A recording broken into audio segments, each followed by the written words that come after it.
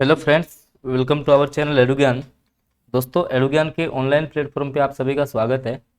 आज अपन जो अपनी नई सीक्वेंस है वो अपन स्टार्ट कर रहे हैं, जिसमें अपन कवर करेंगे कि राजस्थान का जो शैक्षिक प्रबंधन है, जो कि आपका जो रीट L1 और जो L2 है, जिसकी मुख्य परीक्षा में जो नया टॉपिक आपका जोड़ा गया है, उसके अपन डिटेल में टॉपिक वाइज जो वीडियो हैं उनको अपन यहाँ पे सोल्व करेंगे। और उनके आधार पे आपको जैसे मान लो कि मुख्य मुख्य आपके कौन कौन से पोर्टल हो गए, ठीक है, या इसके अलावा जैसे आपका दीक्षा पोर्टल क्या है, स्माइल कार्यक्रम क्या है, SIQE क्या है, तो इन सब के बारे में अपन डिटेल में परिचर्चा करेंगे इस वाली क्लास में। तो अगर आप चैनल पर नए हैं तो चैनल को सब्सक्राइब कर लेंगे और साथ में बेल आइकन के चिन्ह को प्रेस कर लेंगे, क्योंकि आपको पता है कि डेली बेसिस पे लगातार आपकी बिल्कुल सीक्वेंस में क्लासेज आपको इसी चैनल पे मिलने वाली हैं। तो आज की अपनी जो फर्स्ट क्लास रहेगी उसमें अपन कवर करेंगे कि जो सबसे पहले जब भी अपन राजस्थान का जब शैक्षिक प्रबंधन स्टार्ट करेंगे, तो ये देखो आपका जो लेवल 1 और जो लेवल 2 की जो एग्ज़ाम है दोनों के लिए आपका उपयोगी है। तो आज सबसे पहले जो आज अपना टॉपिक रहेगा वो अपना रहेगा SIQE के बारे में अपन डिस्कस करेंगे कि SIQE होती क्या है, फुल फॉर्म इसका क्या है, कि राज्य में जो गुणवत्तापूर्ण शिक्षा पहल है उसके बारे में अपन देखने वाले हैं। तो देखिएगा, सबसे पहले मैं आपको बता दूं कि आपका जो SIQE है इसका जो फुल फॉर्म होता है आपका, सबसे पहले आपको इसका पता होना चाहिए क्योंकि एग्जाम्स में डायरेक्ट इसकी फुल फॉर्म भी आपसे पूछी जा सकती है। तो देखिएगा कि इसकी जो आपकी फुल फॉर्म होती है वो होती है आपकी state initiative for quality education. State initiative for quality education, Hindi में इसको बोलेंगे कि राज्य में गुणवत्तापूर्ण शिक्षा पहल। राज्य में गुणवत्तापूर्ण शिक्षा पहल, या इंग्लिश में आप इसको याद रखेंगे state initiative for quality education. अच्छा, इसके बारे में बात करें कि आपका जो SIQE है इसका वाक्य या इसका जो नारा है वो क्या है, तो इसका वाक्य या जो नारा की अपन बात करेंगे तो है सब बच्चे सीख सकते हैं और सब शिक्षक पढ़ा सकते हैं। क्योंकि आपको पता है कि आपका जो शैक्षिक परिदृश्य नाम से जो नया टॉपिक है उसमें आपको इतना डेप्थ में जाके नहीं पढ़ना है, ठीक है। अपन इस क्लास के द्वारा आप अपने खुद के नोट्स भी प्रिपेयर कर सकते हो। आगे देखिएगा कि सब बच्चे सीख सकते हैं और सब शिक्षक पढ़ा सकते हैं, इस वाक्य के साथ में आपका जो राज्य है राजस्थान है उसमें गुणवत्तापूर्ण शिक्षा की पहल की गई। अच्छा, आगे अपन बात करते हैं कि आपका जो SIQE कार्यक्रम है तो इसको लागू कब किया गया, तो इसको लागू आपका मई 2010 के अंदर, जो कि आपका सत्र 2010 से 11 था, और संपूर्ण राजस्थान राज्य में इसको 2015-16 से लागू किया गया। सर्वप्रथम कब लागू किया गया था, मई 2010 के अंदर। सत्र कौन सा चल रहा था, 2010-2011, जो आपका सेशन था वो था आपका 2010-11, और संपूर्ण राज्य में इसको 2015-16 के अंदर लागू किया गया। आगे देखिएगा, इसको पायलट परियोजना के तहत जोड़ा गया और सबसे पहले इसको 2 जिलों में जोड़ा गया। कितने जिलों में, 2 जिलों में जोड़ा गया। तो 2 जिलों में से अपन बात कर लेते हैं कि कौन से 2 जिले थे। तो एक तो था आपका जयपुर और एक है आपका अलवर। तो आपका जो जयपुर जिला है उसके 20 स्कूल्स इसमें शामिल किए गए। इसके अलावा जो आपका अलवर डिस्ट्रिक्ट है इसके आपके 40 स्कूल इस योजना के अंतर्गत शामिल किए गए। अब जैसे बात करें अपन कि अब इसमें से जो आपका RT एक्ट 2009 है उसकी भी कुछ धाराओं का उल्लेख मिलता है। इस टॉपिक को अपन जब पढ़ेंगे, जैसे कि जो धारा आपकी 24 है, धारा 24 है RT एक्ट 2009 की, उसमें शिक्षक के दायित्वों की चर्चा की गई है। तो एक धारा आपको यहीं से याद रखनी है कि जो RT एक्ट 2009 है उसकी धारा जो 24 है वो ये बताती है कि एक शिक्षक के दायित्व क्या होने चाहिए, उनकी चर्चा धारा 24 के अंदर की गई है। इसके अलावा अपन बात करें धारा 29 की, तो धारा 29 के अंतर्गत आपके CCE के बारे में बताया गया है। सतत और जो व्यापक आपका मूल्यांकन है उसके बारे में परिचर्चा की गई है धारा 29 में। यहीं से आपको याद कर लेना है इसको। आगे देखिएगा, अब सबसे पहले अपन बात करें कि आपका जो SIQE जो योजना है वो वर्तमान में राज्य सरकार द्वारा ये समन्वित विद्यालयों में चलाई गई है। जैसे फर्स्ट से 10th या फर्स्ट से फिर आपके 12th, और जो वर्तमान में जैसे ये क्लास आपकी क्लास 1 से लेके 5 तक ये संचालित है। अब इसका जो संचालन है वो कौन करता है, तो आपका जो SIQE जो योजना है इसका जो संचालन है वो राजस्थान स्कूल शिक्षा परिषद, जिसका मुख्यालय कहाँ है, जयपुर में, उसके द्वारा इस योजना का संचालन होता है। तो क्वेश्चन आपका पूछा जा सकता है कि जो SIQE जो योजना है उसका संचालन किसके द्वारा किया जाता है, तो राजस्थान स्कूल शिक्षा परिषद जयपुर द्वारा इसका संचालन किया जाता है। अब वर्तमान में यह कार्यक्रम क्लास फर्स्ट से लेके क्लास 5 तक प्रभावी है। आगे देखिएगा, अब अपन बात करते हैं कि जो आपका SIQE है, जो आपका SIQE है, राज्य में गुणवत्तापूर्ण शिक्षा पहल है, उसके आधार स्तंभ कौन कौन से हैं। इसके देखो 3 आधार स्तंभ हैं और वर्तमान में एक नया जोड़ा गया है। तो जो पहले इसके जो 3 जो आधार स्तंभ है उनमें से जैसे फर्स्ट आपका आता है ABL। फर्स्ट आपका कौन सा है, ABL है। तो ABL की आपकी फुल फॉर्म होती है activity based learning, activity based जो आपकी लर्निंग है। इसके अलावा CCE हो गया, सतत एवं व्यापक मूल्यांकन, और एक आपका CCP बाल केंद्रित शिक्षण। तो ये जो 3 हैं वो SIQE के आधार स्तंभ है। और वर्तमान में FLN जो कार्यक्रम है इसको भी SIQE के अंदर शामिल किया गया है। और जो आपका FLN है इसकी जो फुल फॉर्म होती है वो होती है फाउंडेशन लिटरेसी न्यूमरेसी, जो आपका बुनियादी जो साक्षरता है, बुनियादी साक्षरता और जो संख्या ज्ञान है उसको इसमें जोड़ा गया है। तो क्वेश्चन कैसा पूछा जाएगा आपसे, क्योंकि आपको पता है कि आपका जो एग्ज़ाम्स है वो अधीनस्थ सेवा चयन बोर्ड आयोजित करवाएगा। तो आप उनके द्वारा आप जो पूछे गए क्वेश्चनों से भली प्रकार से परिचित होंगे। तो किस प्रकार का क्वेश्चन यहाँ से बन सकता है, क्वेश्चन आपका ऐसे बनेगा कि निम्न में से SIQE का आधार स्तंभ नहीं है। 3 नाम आपको दे देगा, चौथा नाम आपका हटा देगा। या कि वर्तमान में इसके कितने आधार स्तंभ हैं, या नया वाला कौन सा है। तो इस प्रकार के क्वेश्चन आपके यहाँ से बन सकते हैं। आगे देखिएगा, अब अपन बात करेंगे कि जो आपका SIQE है, जो राज्य में गुणवत्तापूर्ण जो शिक्षा की पहल है, इसके संदर्भ में इसका जो क्रियान्वयन है, अब यहाँ से ध्यान रखना, लगभग यहाँ से आपका क्वेश्चन एग्जाम में आने वाला है कि अब इसका जो क्रियान्वयन है वो 4 इसकी समितियाँ दी गई हैं। देखते हैं अपन कौन कौन सी हैं और किसका क्या कार्य इसके अंदर है।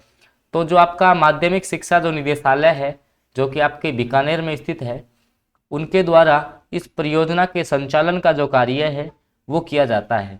तो SIQE का परियोजना का संचालन कार्य किसके द्वारा किया जाता है, ये क्वेश्चन आपको पूछा जा सकता है। तो जो आपका निदेशालय माध्यमिक शिक्षा बोर्ड है बीकानेर, उसके द्वारा इसका संचालन किया जाता है। इसके अलावा बात करें कि राजस्थान स्कूल शिक्षा परिषद जयपुर, इसके द्वारा इसके कार्यक्रम की रूपरेखा तैयार की जाती है। ये जो कार्यक्रम है इसकी जो रूपरेखा है वो आपके राजस्थान स्कूल शिक्षा परिषद जयपुर द्वारा तैयार की जाती है।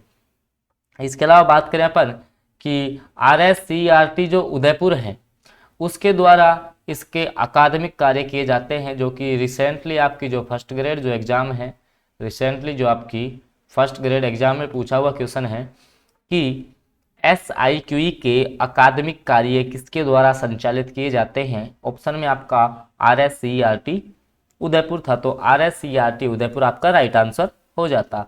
तो इसके जो भी अकादमिक कार्य हैं वो इसके द्वारा देखे जाएंगे। इसके अलावा अपन बात करते हैं कि यूनिसेफ व बौद्ध शिक्षा समिति, यूनिसेफ और जो बौद्ध शिक्षा समिति है उसके द्वारा इसको जो भी तकनीकी समर्थन है वो इनके द्वारा प्राप्त होता है। अर्थात तकनीकी से संबंधित जो भी समर्थन है वो इस योजना को यूनिसेफ और बौद्ध शिक्षा समिति के द्वारा प्रदान किया गया है।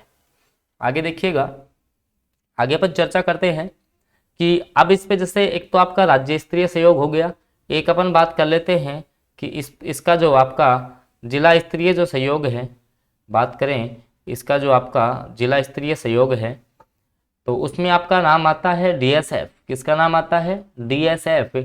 और इसका जो फुल फॉर्म होती है वो होती है डिस्ट्रिक्ट सपोर्ट फेलो। इसको भी आपको याद रखना है, कई बार इसकी फुल फॉर्म भी पूछ ली जाती है कि DSF की फुल फॉर्म क्या है, तो डिस्ट्रिक्ट सपोर्ट फेलो। और इसका गठन किसके द्वारा होता है, इसका गठन किसके द्वारा किया जाएगा, तो इसका जो गठन है वो प्रत्येक जिले में यूनिसेफ और बौद्ध शिक्षा समिति के द्वारा किया जाएगा। क्वेश्चन आपका ऐसे भी पूछा जा सकता है कि जो डिस्ट्रिक्ट सपोर्ट फेलो है उसका गठन कौन से स्तर पर होता है? जिला स्तर पर। किसके द्वारा इसका गठन किया जाता है? तो यूनिसेफ व बौद्ध शिक्षा समिति द्वारा इसका गठन किया जाता है। अब अपन बात करते हैं कि जो SIQE का जो संचालन है वो आपको पता है, एक तो आपका राज्य स्तर पे होता है, एक आपका जिला स्तर पे होता है। अब जो राज्य स्तर है उसमें जो इसकी समितियां हैं, जैसे सबसे पहले है परियोजना संचालन समिति। फर्स्ट आपकी कौन सी है? परियोजना संचालन समिति, शॉर्ट में इसको बोलेंगे कि PSC बोल लेंगे, और ये इसका सर्वोच्च निकाय होता है। SIQE का जो सर्वोच्च जो संस्था है वो कौन सी है? परियोजना संचालन समिति। इसके अंदर एक अध्यक्ष होता है और 7 अन्य सदस्य होते हैं। तो परियोजना जो संचालन समिति है उसके अंदर आपके टोटल 8 मेंबर होते हैं, जिनमें से एक अध्यक्ष होता है और 7 अन्य सदस्य होते हैं। अब क्वेश्चन यहाँ से पूछा जाता है कि जो परियोजना संचालन समिति है इसके अध्यक्ष कौन होते हैं? तो राज्य स्कूल शिक्षा परिषद है, उनके जो आयुक्त होंगे, उनके जो आयुक्त हैं वो परियोजना संचालन समिति अर्थात PSC के जो अध्यक्ष हैं वो होते हैं। तो राज्य स्कूल परिषद के जो आयुक्त हैं वो आपके इस समिति के अध्यक्ष होंगे। इसकी जो बैठक है वो 3 महीने में एक बार होना आवश्यक है। इसके बाद इसकी जो सेकंड है वो है राज्य कार्यकारी समूह, जो आपका स्टेट वर्किंग जो ग्रुप है, राज्य कार्यकारी समूह। तो इसमें भी वही आपके 1+7 मेंबर होंगे, अर्थात एक अध्यक्ष होंगे और 7 अन्य सदस्य। और जो इसका जो अध्यक्ष है वो जो राजस्थान राज्य स्कूल शिक्षा परिषद है उसके अतिरिक्त आयुक्त होते हैं। ध्यान रखना, इसमें अध्यक्ष आयुक्त होते हैं, इसमें अतिरिक्त आयुक्त होते हैं। एक होता है आपका राज्य शैक्षिक समूह, स्टेट एकेडमिक ग्रुप। तो इसमें जो नॉर्मली आपको ये ध्यान रखना है कि इसमें जो अध्यक्ष आपके होते हैं वो इसके निदेशक होते हैं। और ध्यान रखना, ये जो राज्य कार्यकारी समूह है आपका SWG, ये PSC को अपनी रिपोर्ट प्रस्तुत करता है। इसके बाद अपन बात करें, ये तो अपन ने स्टेट लेवल की परिचर्चा कर ली। इसके बाद में अपन देखते हैं डिस्ट्रिक्ट लेवल पे।